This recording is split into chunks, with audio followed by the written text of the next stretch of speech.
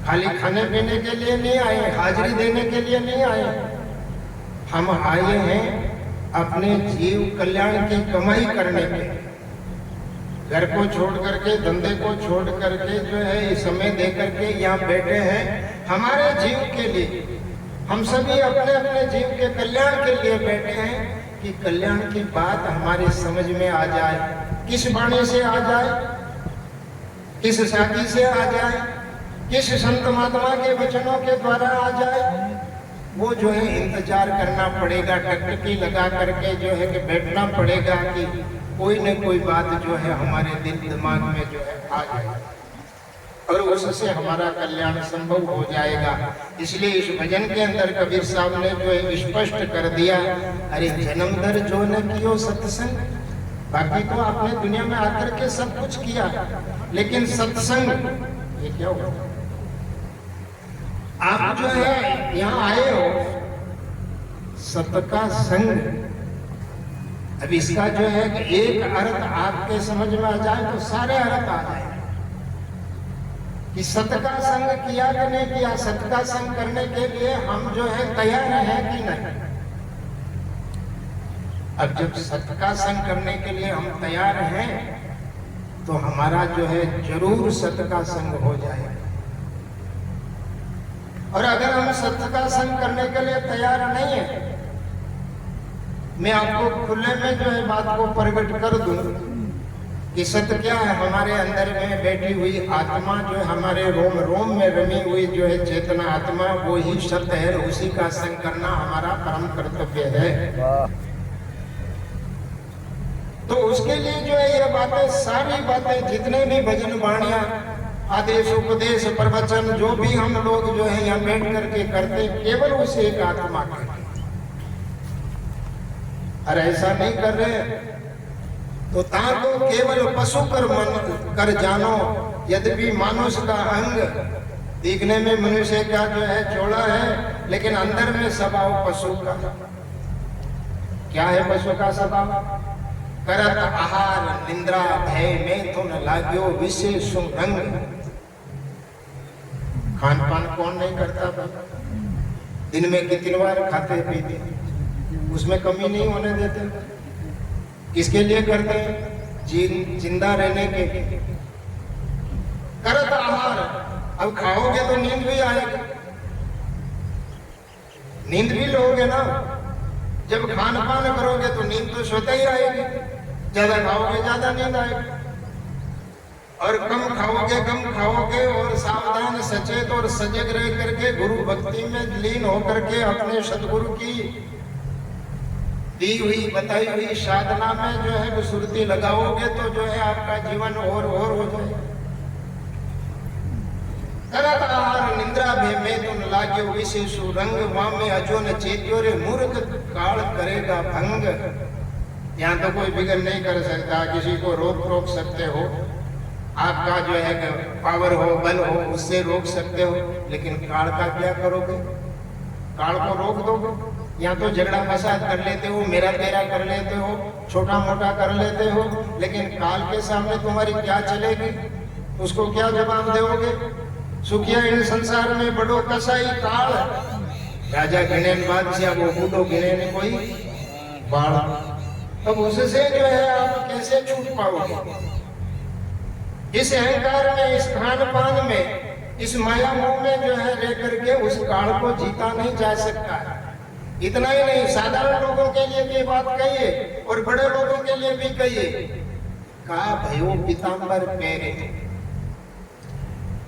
हमारे यहाँ तो ये बात नहीं है, लेकिन आप लोगों ने देखा होगा कि पीताम्बरी चादर ओढ़े हुए रहते हैं, उसके ऊपर राम राम लिखा होता है, कि सीताराम लिखा होता है, कि हरे कृष्णा लिखा होता है, कि हरे राम लिखा होता है, कि यहाँ ओम ओम लिखा हुआ होता है। कुछ न कुछ उस चादर के ऊपर जो है लिखा हुआ होता है।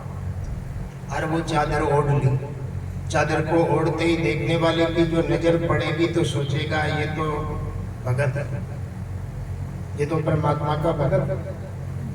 हाँ? और बाबू के वो परम भक्त है। तो ऐसा जो है कि लोगों को तो दिखाई देगा, लेकिन उस चादर के नीचे क्या है वो दिखाई नहीं देगा। दिल में क्या है वो दिखाई नहीं देगा,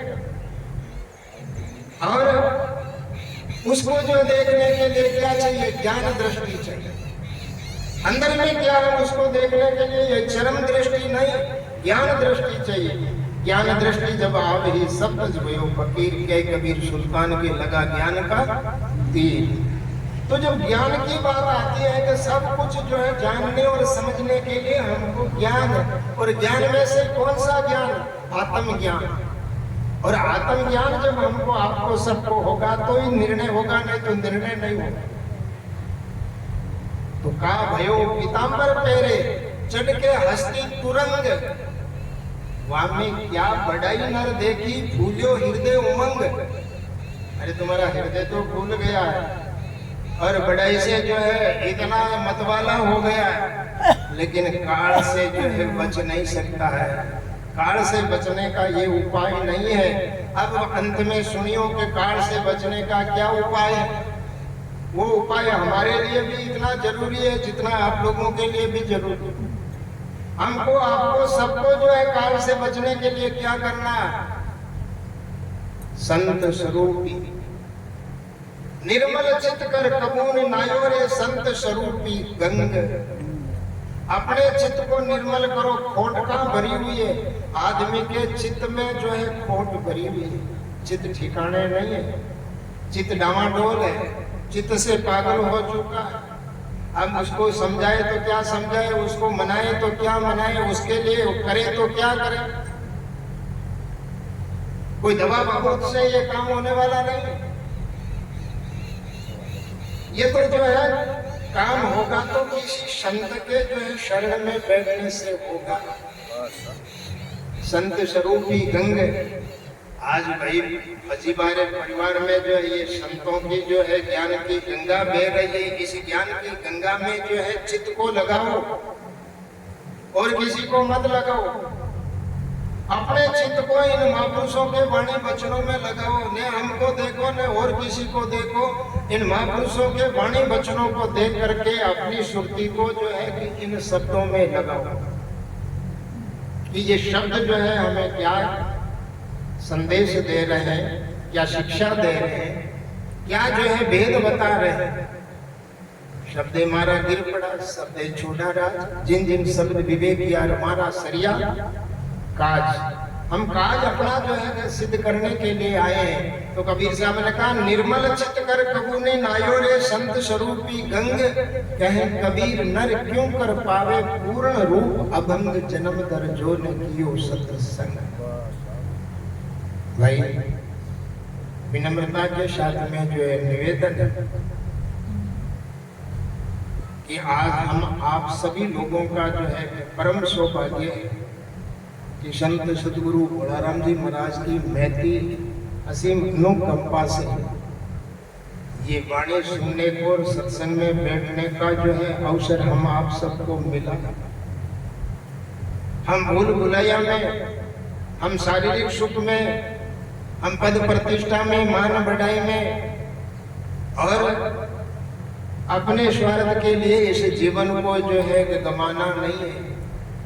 इस जीवन के रहते हुए, इस सारी सुख सुविधा के रहते हुए हमको क्या करना है, भई हम न्यारा रे सतगुरु के प्रताप, भई हम न्यारा रे। तो बाबू जी महाराज जो भजन आपने सुना, इस समय का अभाव है, मैं मेरी वाणी को यही जो है विराम दूं। आप लोग शांति से बैठ करके जो है श्रवण करें। बोलो सतगुरु जी महाराज की।